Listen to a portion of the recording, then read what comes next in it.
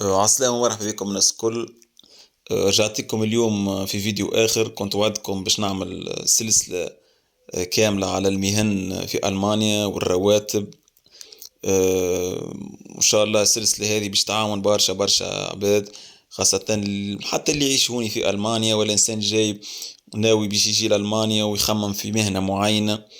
هكاك يعرف شنيا الرواتب باش ما يكونش يخمم في حاجة ويجي يلقى حاجة أخرى. وتاخذوا فكرة كبيرة برشا. إن شاء الله السلسلة هذه باش تعاونكم بالكدا.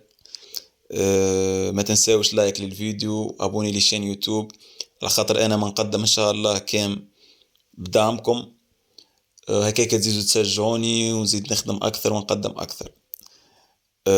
دونك باش نبداو الوظيفة الاولى اللي هي الشيميكا الكيميائي او مساعد الكيميائي. الراتب يكون في حدود 3622 اورو.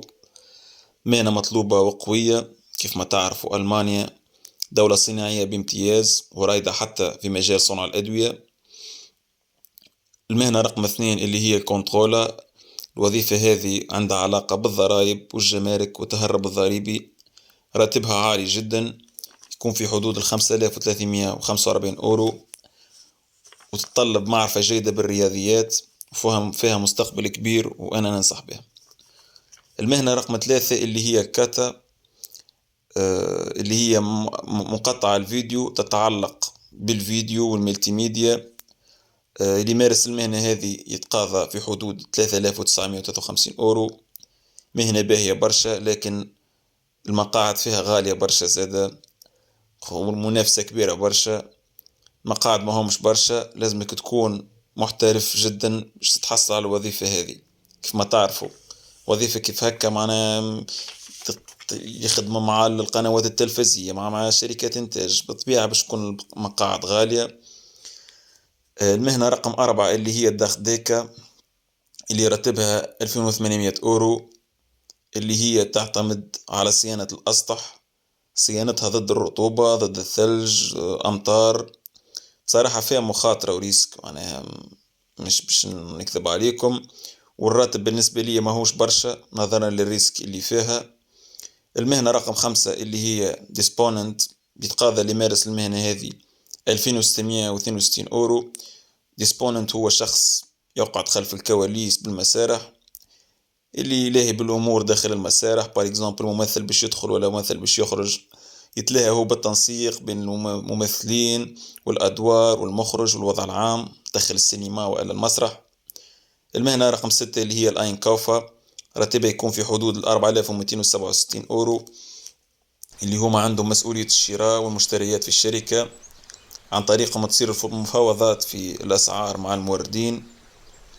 المهنة رقم سبعة اللي هي أينسل هاندل كوفمان، الراتب يكون في حدود 2277 أورو. هذوما اللي يعملوا الاستشارات مع العملاء، يبيعوا السلع، يتلهوا بالشكاوي كيف تبدأ فما مشكلة مع منتوج معين ولا حاجة أخرى.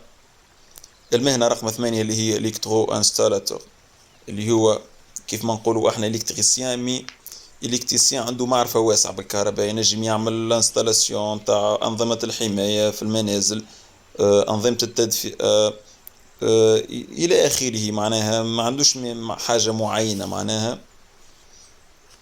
الراتب متاعها يكون في حدود 2833 أورو. معناها مهنة نجم تزاولها حتى في صورة ما ماكش تمارس في المهنة هذه. معناها قولوا احنا مارستها في مدة معينة مع الشركة، ونجم حتى من بعد تلانسي البروجي متاعك وحدك، فيها برشا فلوس وبرشا آفاق، ننصح بها. المهنة رقم تسعة اللي هي الإلكتروميشانيكا، راتب الوظيفة هذه يكون في حدود 3245 أورو. المهنة رقم عشرة اللي هي الإلكترونيكا، الراتب يكون في حدود 3473 أورو، راتب محترم جدا. والإلكترونيكا راهي غنية عن التعريف وأنا ننصح بها خاطر عليها برشا طلب. هذا بالنسبة لي اليوم. إن شاء الله ذكرنا 10 وظائف أخرى، إن شاء الله في كل سلسلة نذكر 10 وظائف. إن شاء الله نكون قدمت الإضافة وأخذيتوا فكرة باهية، وما زالت عنا حلقات إن شاء الله باش نتعرفوا على برشا وظائف أخرين. مرحبا بكم الناس الكل، وإن شاء الله ربي يوفقكم. وما تنساوش أبوني للشان يوتيوب، وبسلامة.